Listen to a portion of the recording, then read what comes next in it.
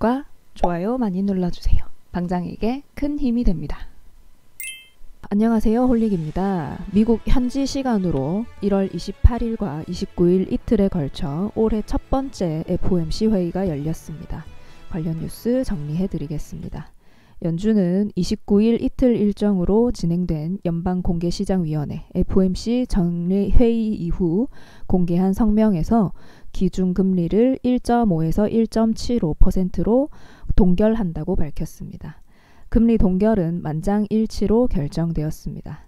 연준은 지난해 7월부터 10월까지 연속 3번 금리를 내린 이후 2번 연속 금리를 동결했습니다. 연준은 단기 자금시장 안정을 위해 실시하고 있는 재정증권 매입을 최소한 2분기까지 지속한다고 밝혔습니다. 파월 의장이 얘기하기를 지급준비금을 충분한 수준으로 늘리겠다는 것이 연준의 의도이며 2분기 동안에 이를 달성할 수 있습니다. 지급준비금이 풍부한 수준을 유지할 정도로 높은 규모를 유지할 필요가 있습니다. 그 수준은 약 1조 5천억 달러가 될 것입니다. 그리고 연준은 오버나이트 레포 운영도 최소한 4월까지 이어갈 것이라고 밝혔습니다. 파월 의장은 재정증권 매입이 계속되어서 적극적인 레포 운영이 했던 역할은 점차 줄어들 것이며 올해 상반기에 레포 운영 규모와 가격을 조정할 수 있다고 말했습니다. 조정 과정은 원만한 절차로 이루어질 것이라고 덧붙였습니다.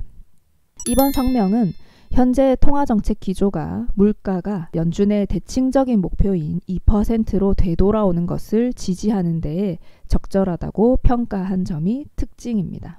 성명 내용 중에 위원회는 현재의 통화정책 스탠스가 경제활동의 지속적인 확장과 강한 고용시장 환경, 위원회의 대칭적인 2% 목표 부근으로 되돌아오는 물가를 지원하는 데 적절하다고 판단합니다. 지난 성명에서는 위원회의 대칭적인 2% 목표 부근의 물가라는 표현을 사용했던 데서 물가 관련 표현을 조금 수정했습니다. 제롬 파월 의장은 이런 문구 변화에 대해서 2%가 상한이 아니며 물가는 2% 부근에서 대칭적이라는 것을 강조하길 원했습니다. 우리는 물가가 2% 아래에서 움직이는 데에 만족하고 있지 않습니다. 라고 말해서 해당 문구의 변경 이유를 설명해 주었습니다. 그리고 경기 평가와 관련해서도 가계 소비에 대한 진단이 다소 신중해졌습니다.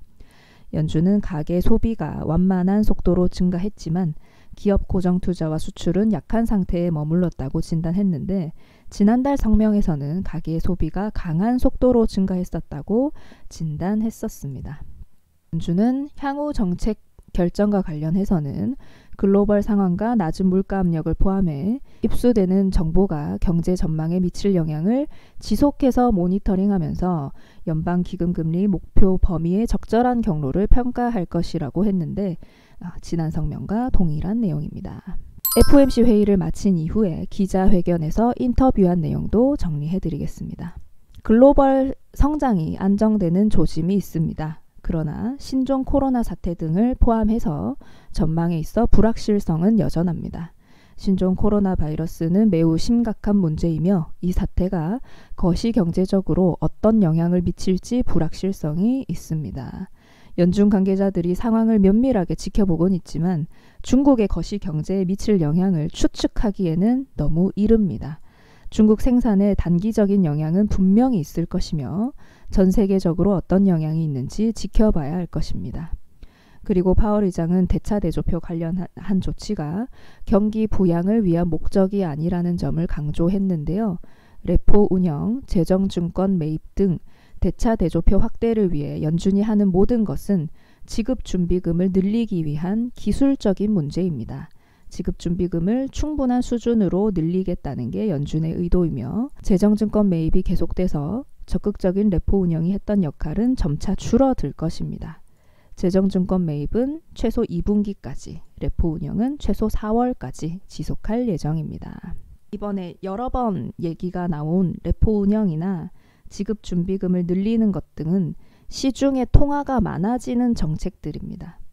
이 부분이 4월까지 지속한다는 것은 기존의 연준 입장에서 따로 변화가 있는 것은 아니기 때문에 완화 정책이 추가로 이어진다는 말은 없었던 것으로 해석됩니다. 연준이 중요하게 생각하는 것 중 하나가 물가 상승률, 인플레이션을 2%대로 끌어올리는 것이었는데요. 목표 달성은 꽤 어려운 것 같습니다. 앞으로도 물가 상승률을 더 높이기 위해서 다른 조치를 취하는지 확인해 봐야 할 것 같습니다. 오늘도 투자자님들께 도움이 되었길 바랍니다. 성공 투자하세요.